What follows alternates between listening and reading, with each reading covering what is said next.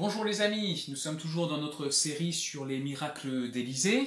Ce matin, on ne va pas forcément partager sur un texte en particulier, même si ce sera une introduction sur le miracle de la guérison de la lèpre de Naaman par Élisée, mais nous allons voir ce qui peut déclencher le miracle dans ta vie ou dans la vie de ton prochain. Comment tu peux être un déclencheur de miracles dans la vie de ton prochain.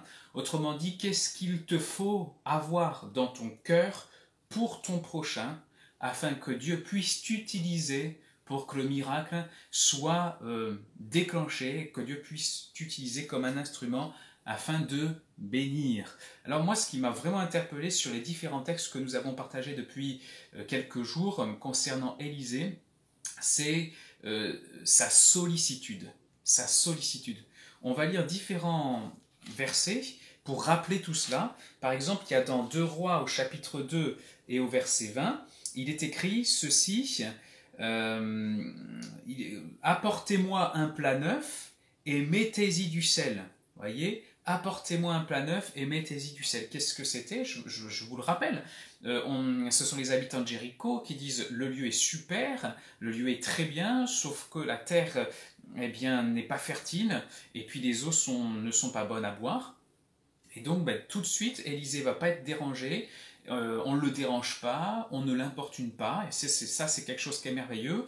Avec notre Seigneur Jésus, on ne le dérange jamais quand on s'adresse à lui, on ne l'importune jamais quand on s'adresse à lui.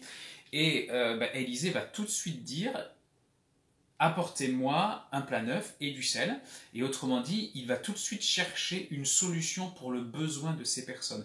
Donc on voit que Élisée est rempli de sollicitude, on voit qu'il est rempli de compassion, on voit qu'il est rempli de miséricorde, on voit qu'il est rempli d'empathie, on voit qu'il est en fin de compte rempli d'amour. Et ça, c'est vraiment l'expression du cœur de Dieu envers l'humanité. Et quand il y a ça dans un cœur, dans notre cœur, Dieu peut nous utiliser vraiment pour bénir notre prochain. On a aussi cet autre exemple dans 2 Rois chapitre 4 verset 2, toujours chez Élisée, il est écrit ceci. La veuve d'un disciple va dire ceci, que son mari est mort et que il y a quelqu'un qui est un créancier, un homme qui avait prêté de l'argent du temps où son mari était vivant, et il veut prendre mes 2 enfants et il veut en faire ses esclaves. Et Élisée va répondre ceci, que puis-je faire pour toi? Que puis-je faire pour toi? Dis-moi ce que tu as dans ta maison. Donc là encore, il y a de la sollicitude, là encore, il y a un intérêt pour cette personne. Excusez-moi, il ne s'en fout pas, il ne s'en moque pas, mais il est vraiment intéressé, qu'est-ce que je peux faire pour la bénir? Et à partir de là, Dieu va l'utiliser pour encore qu'il y ait un miracle dans la vie de cette femme. On a aussi le même principe dans 2 Rois 4, verset 14. 2 Rois 4, verset 14, il est écrit Élisée demanda à son serviteur, par rapport à une Sunamite, qu'il l'avait accueillie chez lui à la maison, et qui lui avait préparé une chambre haute et aussi le couvert, que pourrions-nous faire pour elle? Et Géasi va répondre, hélas, elle n'a pas d'enfant et son mari est âgé. Donc Élisée veut bénir cette personne une fois de plus, et il va poser cette question, qu'est-ce qu'on peut faire pour elle? Et là, son serviteur va lui apporter cette réponse, mais elle n'a pas d'enfant, elle n'a pas d'enfant. Et on sait que à partir de là, le miracle va se déclencher. Une année après, cette femme aura un enfant. Et on se rend compte qu'à chaque fois, ça fonctionne comme ça. À chaque fois, il y a de la sollicitude, il y a de l'empathie dans son cœur, il y a de l'amour, il y a de la compassion. Il y a, par exemple, dans 2 Rois 4, verset 38, il est écrit « Élisée retourne à Gilgal, or la famine sévissait dans cette contrée.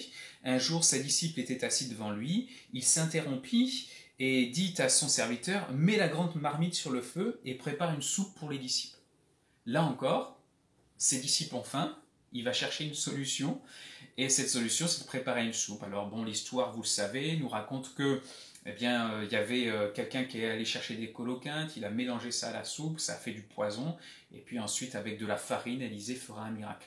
Mais tout a commencé parce qu'il a vu le besoin et il a cherché à répondre à ce besoin.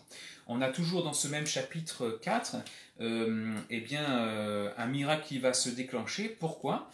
Parce que là encore, Élisée se rend compte que ses disciples ont faim, et il est écrit À cette époque, un homme vint de Baal Shaliba, il apporta des vivres à l'homme de Dieu. Élisée dit à son serviteur, partage ses vivres entre tout le monde et qu'il mange. Et le serviteur va répondre, attends, Élisée, comment pourrais-je nourrir 100 personnes avec cela? Et cependant, Élisée va insister en disant, c'est une parole de l'Éternel, tu peux vraiment leur partager ces pains et cette nourriture. À chaque fois que le miracle va avoir lieu, c'est parce que l'homme de Dieu avant voit le besoin et dans son cœur est ému de compassion et veut absolument que ses prochains soient bénis. Et ce principe, on le retrouvera bien entendu chez Jésus. Lorsque Jésus allait de chemin de Galilée en chemin d'Israël, et même à l'extérieur parfois d'Israël, eh bien, quand il rencontrait quelqu'un qui avait un besoin, il était vraiment sensibilisé. Et il y a quelque chose qui revient sans cesse, c'est qu'il était ému de compassion, par exemple pour cette foule qui était semblable à un troupeau de brebis sans berger.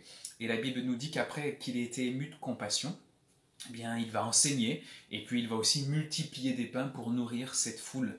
Donc à chaque fois, ça commence par cet amour pour le prochain. Et Dieu, lorsqu'il voit que chez nous, il y a cet amour pour notre prochain, il est vraiment capable de nous utiliser. Alors maintenant, vous allez me dire, parce que je vous connais, vous allez me dire, oui, mais moi je ne suis pas Élisée, pasteur, et puis moi je ne suis pas Jésus, je ne suis que Georges, ou je ne suis que René, ou je ne suis que ceci ou cela.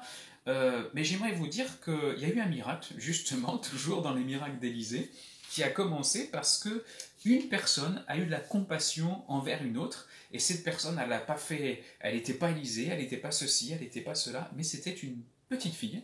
Vous connaissez son histoire dans 2 Rois chapitre 5 verset 3, et c'était la servante de la femme de Naaman. Et cette petite servante de la femme de Naaman habitait Israël, elle avait été enlevée pour être mise au service de la femme de Naaman, et lorsqu'elle va savoir, comprendre que son maître est atteint de la lèpre, elle va dire ceci, 2 Rois 5 verset 3, « Si seulement mon maître pouvait aller auprès du prophète qui habite à Samarie, cet homme le guérirait de sa lèpre. » Donc, ça a commencé par une petite fille qui voit le besoin, qui a eu de la compassion envers son maître, de l'amour, et on sait que après cela, Naaman ira rencontrer Élisée.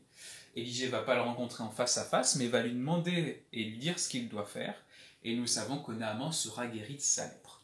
Donc voilà, il y a un déclencheur au miracle, c'est lorsque nous avons de la compassion, de la sollicitude, de l'amour, de l'empathie, Dieu est capable de nous utiliser. Mais maintenant, j'aimerais vous dire aussi qu'il peut y avoir des freins au miracle. Et dans 2 Rois 5, on voit qu'il y a eu au moins 2 freins au miracle. Le premier frein, c'est lorsque Naaman va se rendre avec une lettre du roi de Syrie en Israël, le roi d'Israël va mal réagir. Il est écrit ceci, 2 Rois 5, verset 7, « Quand le roi d'Israël eut pris connaissance du contenu de cette lettre, il déchira ses vêtements, il s'écria, « Est-ce que je suis Dieu, moi?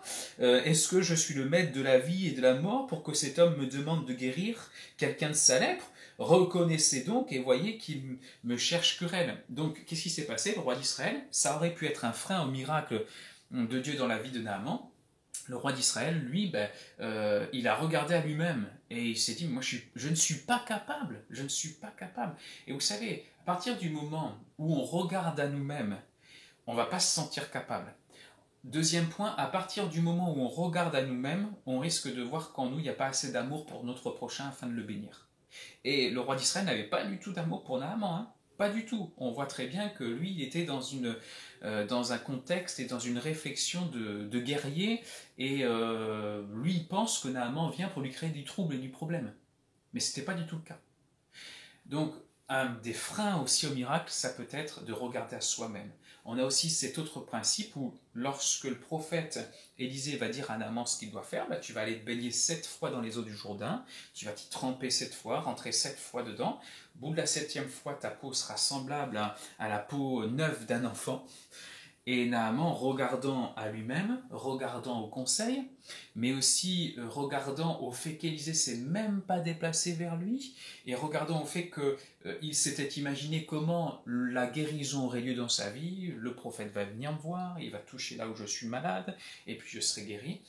Donc il a regardé à lui-même, il a regardé à sa façon de voir les choses, il a regardé à son système de pensée, et là encore, ça a failli failli l'empêcher de vivre le miracle. Heureusement qu'il trouvera autour de lui des conseils pour lui dire « Mais vas-y quand même dans le fleuve, t'y baigner, et puis c'est facile, tu le fais, et puis le miracle va avoir lieu. » Et Naaman va se laisser réfléchir. Ok, je reprends. Un déclencheur au miracle, la compassion, l'empathie, la miséricorde, l'amour pour le prochain, la sollicitude. Des freins au miracle, le fait de regarder à soi-même, à ses propres capacités, à son manque d'amour envers le prochain. Si c'est le cas, tu demandes au Seigneur de te renouveler. Autre frein, c'est de regarder à soi-même, à son système de pensée, à sa façon de voir. C'est comme ça que ça devrait fonctionner, c'est comme ça que Dieu doit agir, Dieu doit bénir. Dieu agit comme il veut. Voilà. Mais ce que j'aime chez Naaman, et je termine par là, et c'est un encouragement, c'est de comprendre que aussi vite qu'il a été prêt, excusez-moi, je me suis mal exprimé, Naaman, de façon très rapide, a dit non, moi je rejette la parole du prophète Élisée, d'accord, ça c'était, mais aussi vite, il a été capable aussi de se remettre en question et de dire puisque Élisée me dit quelque chose, mes serviteurs me disent d'obéir. Il a su se remettre très vite en question, il a su accepter le conseil malgré tout d'Élisée. Et j'aimerais vous dire que des fois nous passons vraiment à côté du miracle du Seigneur pour nous-mêmes. Pourquoi ? Parce qu'on est buté à la manière de Naaman. Et on est parfois même encore plus buté que lui parce que nous, on ne veut pas du tout se remettre en question. Ce que j'aime chez cet homme-là, c'est qu'il a été humble, il a été prêt à se remettre en question. Et j'aimerais vraiment vous encourager, vous aussi, à savoir vous remettre en question pour recevoir ce que Dieu veut faire dans vos vies. Et je crois que le Seigneur va agir d'une façon prodigieuse. Amen. Soyez bénis dans ce temps de confinement. On prie ensemble quelques minutes, quelques instants, quelques secondes. Seigneur, je te remercie pour ta grâce ce matin, aujourd'hui, et je te demande vraiment de faire du bien à chacun de mes bien-aimés qui a suivi ce message. Que Dieu soit béni. Amen.